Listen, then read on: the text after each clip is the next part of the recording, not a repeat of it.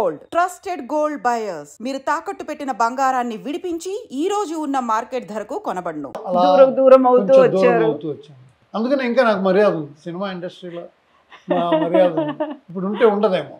చాలామంది అడుగుతారు, మీరు యాంకర్స్ కూడా ఇప్పుడు ఏ సినిమాలు చేస్తున్నారు సార్ అంటారు. నేను ఏ సినిమా చేయమంటారండి, మేము చేయగలం అసలు ఇప్పుడు సినిమాకి మ్యూజిక్ చేయలేం, నిజంగా చేయాలి అంటే అంత చెడిపోయిందనో కాదు అలా కాదు. ఇప్పుడున్న ట్రెండ్ వేరే ట్రెండ్లో వెళ్తూ ఉంది. ఆ ట్రెండ్కి వీళ్ళిద్దరే కరెక్ట్. దేవిశ్రీ ప్రసాద్ తమను మళ్ళీ కావాలంటే మణి చేయగలడు, కోటి చేయగలడు. అతను ఇంట్రెస్ట్ చూపించట్లేదు. మణి శర్మ పెద్దగా ఆయన ఏం చూపించట్లేదు. అప్పటికి ఇచ్చారు ఆచార్య అలాంటి రాగం కిరణ్ ఈయన చిరంజీవి గారి పిక్చర్. ఎందుకంటే చిరంజీవి గారికి బాగా నమ్మకం, టాలెంట్ ఉన్న వాళ్ళని వదలరండి ఆయన. ఒక చివరిలో ఇంకొక క్వశ్చన్ వేస్తాను. ఇప్పుడు బాలు గారితో మీ ప్రస్థానం ఆల్మోస్ట్ ఒక హాఫ్ సెంచరీ, 50 ఇయర్స్ ప్రస్థానం ఉంది. పాడతా తీయగాకి మీరు వెళ్ళారు, ఒక జడ్జిగా వెళ్ళారు, ఒక గెస్ట్గా వెళ్ళారు, ఆయన మిమ్మల్ని చాలాసార్లు వెళ్ళారు. ఇన్ని సందర్భాల్లో ఎప్పుడూ రాని ఒక కాంట్రవర్సీ ఈ మధ్యన పాడతా తీయగాకి సంబంధించి వచ్చింది. దాన్ని ఎలా చూస్తున్నారు మీరు? ఏం జరిగి ఉంటుంది? అప్పుడు బాలు గారు ఉన్నప్పుడు ఇలా లేదే, ఇప్పుడు ఎందుకు ఇలా అయిందే అనేటువంటి ఒక మాట వినిపించింది కదా. 100% అండి. నేను వాళ్ళ ప్రోగ్రామ్ స్టార్ట్ చేయకముందు చైర్మన్ గారు ఉన్నారు. అప్పుడు వాళ్ళు డిసైడ్ చేస్తున్నప్పుడు నాకు వచ్చేస్తుంది. నాకు అక్కడ నేను చాలా దగ్గర, అక్కడ very closely associated with ETV. అక్కడ CEO కోనేరు బాపినాయుడు గారికి నేనంటే చాలా, ఒక మ్యూజిక్ డైరెక్టర్గానే కాదు ఒక బ్రదర్ లాగా కూడా చూస్తారు. I behave like that.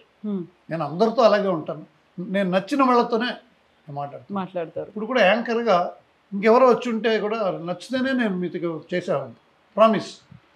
నా సరస్వతి మీద మా నన్ను చాలామంది అడుగుతారు మీ కులం ఏంటి వీరేంటి అంటారు. సరస్వతి కులం మా నాన్నగారు చెప్పింది మాకు. నిజంగా మేము అమెరికాకి వెళ్తున్నప్పుడు అక్కడ అడుగుతారు, మీరేంటండి బ్రాహ్మల, మీరు ఇదా అనేది అడుగుతారు. మా అమ్మ నాన్న మాకు చెప్పింది సరస్వతి కులం అని చెప్పమన్నారు. సరస్వతి ఏ కులమో అదే మేము. నిజంగా మీరు సరస్వతి ఏ కులం కనుక్కోండి. రాముడు క్షత్రియుడు, సో క్షత్రియులు చెప్పుకోగలరు. మా కులం సరస్వతి కులం, నేను అదే చెప్తాను. నేను ఒకరోజు బాపినాయుడు గారి దగ్గరికి వెళ్ళాను. సార్, ఘంటసాల గారిని పెట్టి బాలు గారు ఆయన ఫోటో ముందు నించోనే చాలా కార్యక్రమాలు నించోనే చేసేవాడు. ఆ పిల్లలు పాడుతుంటే చిన్న పిల్లలు, అతను అంత ఒళ్ళు వేసుకున్నప్పుడు ఒళ్ళు భయంకరంగా ఉండేది, ఎఫ్టీగా ఉండేవాడు, నించొని చేస్తూ ఉండేవాడు అనమాట. నేను ఒకసారి వచ్చి, ఎందుకురా నువ్వు నించుంటావు అంతసేపు, తర్వాత వాళ్ళు పాడిన తర్వాత మళ్ళీ వాళ్ళని కరెక్ట్ చేయటం, వాళ్ళకి నేర్పించడం. తను కూడా పాడి వినిపించడం, కరెక్షన్ చేసేవాడు కాదండి, నేర్పించేవాడు. ప్రతి పాట ఇలా నువ్వు పాడే బాగుంది తల్లి, ఎవరిని ఏమనకుండా తల్లి లేకపోతే బాబు నానా చక్కగా పాడావు, నువ్వు తప్పు చేయలేదు, ఇలా పాడుంటే బాగుంటుందని కరెక్ట్ చేసేవాడు. అంత మంచి ప్రోగ్రాం, మంచి పాటలు సెలెక్ట్ చేసేవాళ్ళు. అక్కడ శాస్త్రి అని ఒక అతను ఉండేవాడు, తర్వాత రామ్ ప్రసాద్ అని, దానికొని ఒక డివిజన్ ఉండేది. అలాగా వాళ్ళందరూ బాలు గారు వాళ్ళందరూ రాత్రి కూర్చొని ఏ పాటలు అది మళ్ళీ రామోజీరావు గారికి పంపిస్తాం. ఆయన కొన్నాళ్ళు చూసి ప్రోగ్రాము సూపర్ హిట్ అయిపోయింది, అది మనది కాదయ్యా ప్రోగ్రాము, బాలు గారి ప్రోగ్రామ్ అయ్యా, అది ఆయన అడగవయ్యా, అది రామోజీరావు గారు ఫాస్ట్ డెసిషన్ అయింది. బాలు గారికి చెప్పండి, ఆయన చూసుకుంటారు, ఆయన అడగండి, పద్దాక నన్ను అడగండి, పాడుతో తగే విషయాలు నన్ను మాట్లాడదు. అదే బాలసుబ్రహ్మణ్యం గారి ప్రోగ్రాము, బాపినాయుడు బాలసుబ్రహ్మణ్యం మీరిద్దరు చూసుకోండి అని అలా చెప్పేశారు. అవ్వగానే అప్పుడు నేను చాలా డిప్లొమాటిక్గా బాపినాయుడు గారు అంటే, వాసు గారు చెప్పండి, వాసు గారు ఏంటి అన్నారు, మీరు ప్రోగ్రామ్ స్టార్ట్ చేస్తున్నారు, చరణ్ పెట్టుకొని చేయబోతున్నారు అని తెలిసింది. మన అనిల్ గారు డైరెక్టరు, వాళ్ళంతా యంగ్స్టర్స్. ఇప్పుడు మేము ఎలాగా మ్యూజిక్ చేయట్లేదా సినిమా కంటే ఏమన్నా, ట్రెండ్ మారిపోయింది. దేవిశ్రీ ప్రసాద్, గోపి సుందరు, లేకపోతే తమను, ఈ స్టైల్ వచ్చేసింది మ్యూజిక్. ఇలాగ ఉంది. ఈ టైంలో పాడుతా తీయగాను పెట్టకుండా ఘంటసాల గారు ఉన్నాయండి, సూర్యుడు చంద్రుడు. బాలసుబ్రహ్మణ్యం సూర్యుడు అయితే ఆయన చంద్రుడు, ఆయన చంద్రుడు అయితే ఆయన సూర్యుడు, ఇద్దరు ఫోటో పెట్టి పాడుతా తీయగానే పేరు లేకుండా ఈ దివిలో ఏ దివిలో వెలసిన పారిజాతము బాలుగారు పెట్టి ఏ దివిలో వెలసిన పారిజాతము లేకపోతే ఇంకో ఏదో పేరు బాలు గారిని హైలైట్ చేసి ప్రోగ్రాం ఇలా చేస్తే వాళ్ళ కొడుకుంటాడు. అప్పుడు మీరు ఘంటసాల గారు పాటలే పాడక్కర్లే, పాత పాటలే పాడక్కర్లే.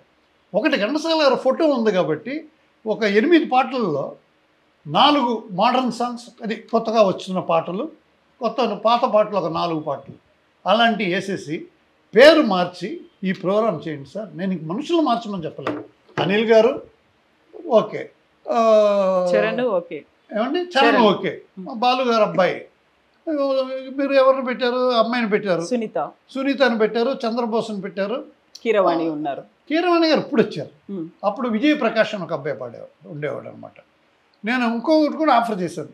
ఈటీవీలో నేను ఎక్కువ పని చేశాను, ఇప్పటికీ చేస్తున్నాను కాబట్టి ఏమన్నా సెలక్షన్స్ అవి ఇవి ఎలాంటి పనులు ఏమన్నా ఉంటే నేను చేసి పెడతానని కూడా చెప్పాను. ఎంత మంచి మనసు అండి మీది, ఎవరు చెప్తారు ఇలాంటి పనులు? ఏదో సెలక్షన్లు కూడా వస్తానంటున్నారు, బాగుంది అని. సార్ అది ఉంచండి సార్, ఇది నేను చెప్పింది ఆలోచించండి మీరు అని నేను సజెషన్ ఇచ్చానండి. అది వర్కౌట్ అవ్వలే. పాడుతా తీయగానే పాటను తీసేసేంత మాత్రాన ఆగిపోదండి. బాలుగారు కొడుకున్నాడు, వీళ్ళందరూ ఉన్నారు. ఇంకేదైనా లేటెస్ట్ నేమ్ పెడితే, పైగా బాలుగారు ప్రోగ్రామ్ ఉన్నప్పుడు డ్యాన్స్లు ఆడలేదు, సింగర్స్ పాటలే పాడారు. ఇప్పుడు గెంతులు పాడకముందే పొగిడేయటం, ఆహా ఓహో నీ హిందీ ప్రోగ్రామ్స్ వస్తాయండి, మనకు పాట వినకూడదు, ఒక్కోసారి క్యా బాత్ హై అంటున్నారు వాళ్ళకి మైక్ ఇచ్చేసి. పాట పిల్లలు పాడుతున్నారు, ఏం పాడతారండి పిల్లలు? మీరు చూసారా సరిగమా ఇండియన్ ఐడల్లో వాళ్ళు? ఇప్పుడు మన పిల్లలు కూడా అదరగొడుతున్నారు. ఎస్పెషల్లీ మన పిల్లల కంటే కూడా తమిళ్లో విజయ్ టీవీలో ఉన్న పిల్లలు ఇవాళ అందరూ రెహమాన్ దగ్గర పాడేవాళ్ళు, తమిళనాడు సినిమాలో పాడేవాళ్ళు అందరూ వాళ్ళే. విజయ్ టీవీలో పాడిన పిల్లలందరూ వచ్చేసారు. ఇంకా సింగర్స్కి తక్కువ లేరండి, మన తెలుగులో కూడా వచ్చేసారండి, చాలామంది వచ్చేసారు పిల్లలు. చక్కగా ఇప్పుడు ఏంటి ఈ గీతా మాధురి, ఉషా, ఇంకా ఎవరెవరెవరెవరో పిల్లలందరూ కూడా బాలుగారు పాడుతా తీయగల నుంచి వచ్చిన వాళ్ళే. అలా ఉన్నప్పుడు డ్యాన్సులు అవన్నీ లేకుండా ఆ పేరు పెట్టుకున్నప్పుడు మీరు అదే ఫాలో చేయండి, బాలు గారిని ఫాలో చేయాలి. అది చేయలేదేమో నాకు అనిపిస్తుంది. తర్వాత ఆ పిల్లల్ని ఎంత డిస్కరేజ్ చేయకుండా ఎంకరేజ్ చేస్తూ పాడిస్తే బాగుంటుంది, అది నాకు అనిపించింది. అంతే. Thank you so much Vasu గారు, మీ ఇంత అమూల్యమైన సమయాన్ని మాకు ఇచ్చినందుకు, ఇన్ని అనుభూతుల్ని మాకు అందించినందుకు, బోల్డ్ అని మెమరీస్ షేర్ చేసుకుంటూ 100 ఏళ్ల సినీ ప్రస్థానంలో 85 ఏళ్ళు మీ ఫ్యామిలీయే అందులో ఉంది అంటే అది నిజంగా మీకే కాదు మా అందరికి కూడా గర్వకారణం. ప్లీజ్ కీప్ కంటిన్యూ, ఇలాగే ఉండండి, ఆనందంగా ఆరోగ్యంగా చక్కగా ఉండండి. Thank you so much. నాకంటే వయసులో చిన్నవాళ్ళైనా మీ దీవెనలు కూడా దొరికినాయి మాకు. థ్యాంక్ యూ సో మచ్ అండి. God bless your channel.